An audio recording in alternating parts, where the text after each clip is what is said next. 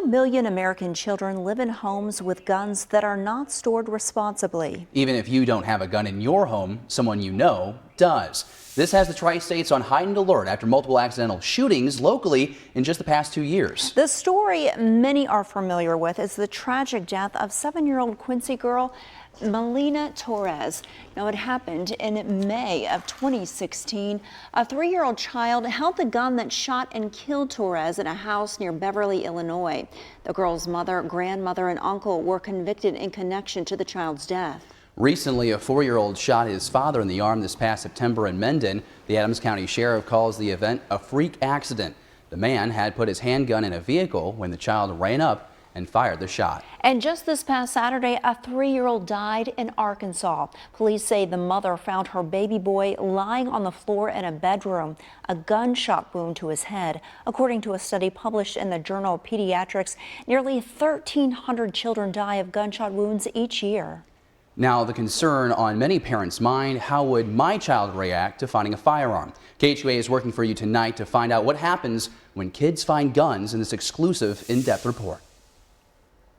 KHQA reached out to the Tri-States for parents with young children. We had 2 families who gave consent to show their kids on air. We placed multiple hidden cameras in their homes. While these kids thought they were just clearing their table for their parents, Quincy Police Sergeant Adam Yates, Mom, and I were watching and waiting.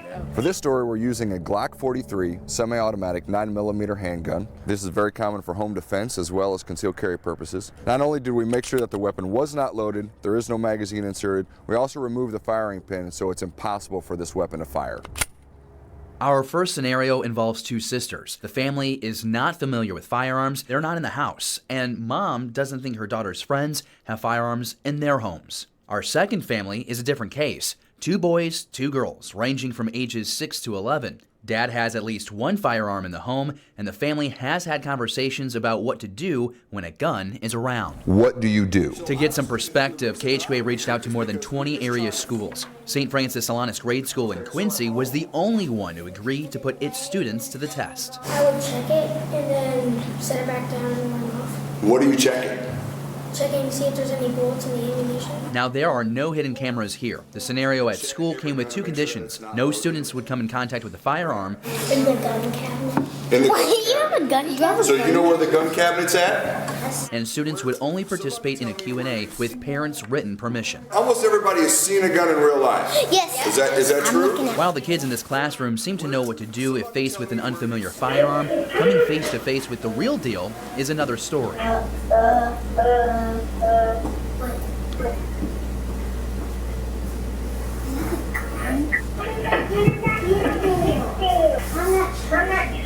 don't know if going to shoot at me. I don't know if that's going back on.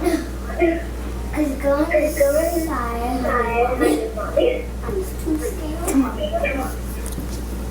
That's just no.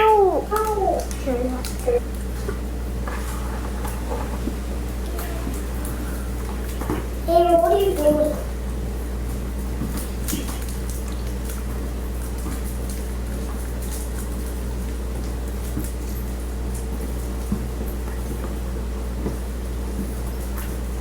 I think they're a little shocked that, they didn't touch it, which is great, but at the same time, they didn't come get me and say, Mom, what is this? So I think we need to have a little conversation with them. She's looking at us. Oh, look at this. Here we go. Did they see it? Oh, so. Yeah. Whoa. There's a gun right there. Like, move back. Move back. Okay, let's go. Here they come. What? Gun out. What? Yes. Where?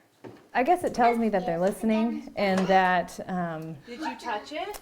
I don't know, that they're putting it into practice. And it gives me confidence, like even if it was just them with a group of friends, that they would be the one to step up and do something about it. So I was really proud that my 6-year-old said something. Parents have got to have conversations with their kids about firearms. It only takes one mistake, one accident, for something tragic to happen and somebody's life changed forever. Heaven forbid a life ends because of that. We've got to keep our kids safe. Very scary stuff. I'm so glad that those kids didn't touch the gun, though. No, those kids definitely made the right decision, but that's what the story shows. Unfortunately, not all kids make that right decision, and that's why it's so important, as Sergeant Yates says, that parents need to start the conversation now about firearms. This is really, it's the difference between life and death, Raj.